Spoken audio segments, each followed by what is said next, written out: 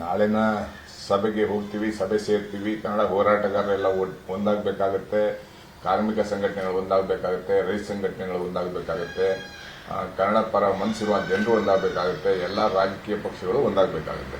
ಒಟ್ಟಾದರೆ ಕರ್ನಾಟಕ ಬಂದು ನಿಶಬ್ದ ಆಗಬೇಕಾಗತ್ತೆ. ಇವಾಗ ಏನು ಸ್ವಾತಂತ್ರ್ಯ ಬಂದಿದೆ ಅಂತೇಳಿ ಆಗಸ್ಟ್ 15ನೇ ತಾರೀಕು ಸ್ವಾತಂತ್ರ್ಯ ದಿನಾಚರಣೆಯನ್ನು ಆಚರಣೆ ಮಾಡ್ತಾ ಇದ್ದೀವಿ.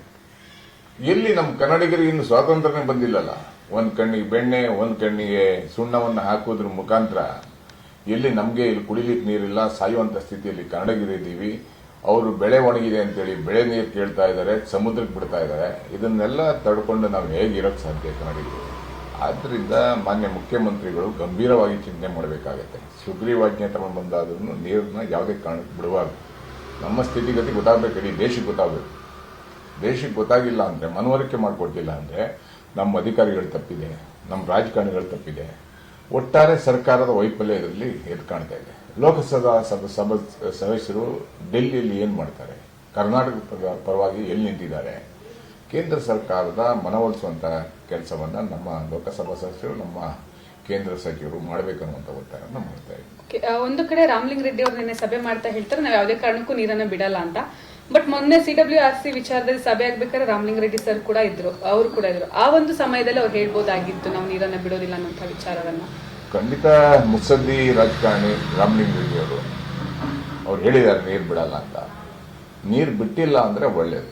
ನೀರಿದ್ರೆ ಬಿಡ್ತೀವಿ, ಮಳೆ ಬರಲಿ, ಎಲ್ಲ ಸಮಸ್ಯೆ ಬಗೆಹರಿಯೋಕೆ. ಮಳೆ ಬಂದ್ರೆ ಸಮಸ್ಯೆ ಬಗೆಹರಿತದೆ. ನಾವು ಮಳೆ ಇದ್ದಾವಾಗ, ನೀರಿದ್ದಾವಾಗ ಧಾರಾಳವಾಗಿ ಬಿಟ್ಟಿದ್ವಿ. ನಾವು ಯಾವತ್ತೂ ತಮಿಳುನಾಡು ವಿರೋಧಿಗಳಲ್ಲ. ತಮಿಳುನಾಡಿನವ್ರು ಮಾತ್ರ ಕರ್ನಾಟಕದ ವಿರುದ್ಧ ಕಾಲ್ ಕೆರೆದು ಜಗಕ್ಕೆ ಬರ್ತಾ ಇದ್ದಾರೆ. ಒಂದ್ ಕಡೆ ಮೇಕೆದಾಟು ಯೋಜನೆ ಮಾಡ್ಲಿಕ್ಕೆ ಬಿಟ್ಟಿಲ್ಲ. ಕಾಂಗ್ರೆಸ್ ಸರ್ಕಾರ ಅಧಿಕಾರಕ್ಕೆ ಬಂದಿದ್ದೆ ಮೇಕೆದಾಟು ಪಾದಯಾತ್ರೆಯಿಂದ. ಆದ್ರೆ ಇಲ್ಲಿ ತನಕ ಒಂದು ಕಲ್ಲನ್ನು ಸಹ ಅಲ್ಲಿ ಹಾಕಿಲ್ಲ. ಆದ್ರಿಂದ ಮೇಕೆದಾಟು ಯೋಜನೆ ಮಾಡಬೇಕು, ಕುಡಿಯೋ ನೀರಿನ ಯೋಜನೆ ಆಗಬೇಕು, ಕರ್ನಾಟಕ ಡೆವಲಪ್ ಆಗಬೇಕು. ಕರ್ನಾಟಕದಲ್ಲಿ ಬೇರೆಯವರ ದಬ್ಬಾಳಿಕೆ ದಿನನಿತ್ಯ ಜಾಸ್ತಿ ಆಗ್ತಾ ಇದೆ. ಕನ್ನಡದ ಮಕ್ಕಳಿಗೆ ಕೆಲಸ ಸಿಗ್ತಾ ಇಲ್ಲ. ಎಲ್ಲ HR ಡಿಪಾರ್ಟ್ಮೆಂಟ್ಗಳಲ್ಲೂ ಮಲ್ಟಿನ್ಯಾಷನಲ್ ಕಂಪನಿಗಳಲ್ಲಿ ಬೇರೆಯವರೇ ಬಂದು ನಮ್ಮ ಮೇಲೆ ದಬ್ಬಾಳಿಕೆ ಮಾಡ್ತಾ ಇದ್ದಾರೆ. ಒಟ್ಟಾರೆ ಕರ್ನಾಟಕ ಬಂದು ಕರಿಬೇಕಾಗತ್ತೆ. ಕನ್ನಡಿಗರಿಗೆ ಇಲ್ಲಿ ಕನ್ನಡಿಗರ ಅಸ್ಮಿತೆಯನ್ನು ಉಳಿಸ್ಕೊಳ್ಳುವಂತ ಕೆಲಸ ನಾವು ಮಾಡಬೇಕಾಗತ್ತೆ. ಅದಕ್ಕಾಗಿ ಒಟ್ಟಾರೆ ಎಲ್ಲಾ ನಾಯಕರು ಇವತ್ತು ನಮ್ಮ ವೈಯಕ್ತಿಕ ಪ್ರತಿಷ್ಠೆಗಿಂತನೂ ಎಲ್ಲ ಒಟ್ಟಾಗಿ ಮಾಡಬೇಕಾಗಿರುವಂತದ್ದು ಒಳ್ಳೆ ಸಂದೇಶವನ್ನ ಇಡೀ ದೇಶಕ್ಕೆ ಕೊಡಬಹುದು ಅನ್ನುವಂಥದ್ದು ನನ್ನ ಅನಿಸಿಕೆ. ಇವತ್ತು ಮೀಟಿಂಗ್ ಅಲ್ಲಿ ಏನ್ ತೀರ್ಮಾನ ಆಗುತ್ತೆ ಅದ್ರ ಮೇಲೆ ನೀವು ಚರ್ಚೆ ಮಾಡಿ. ನಾಳೆ ಮೀಟಿಂಗ್ ಅಂತ ಬಂದಿದೆ ಸುದ್ದಿ, ಇನ್ನು ಅಧಿಕೃತವಾಗಿ ಬಂದಿಲ್ಲ. ನಾವು ಎಲ್ಲಾ ಸಂಘಟನೆಗಳನ್ನು ಒಟ್ಟಿಗೆ ಜೋಡಿಸಬೇಕನ್ನುವಂಥದ್ದು ನನ್ನ ಮನಸ್ಥಿತಿ.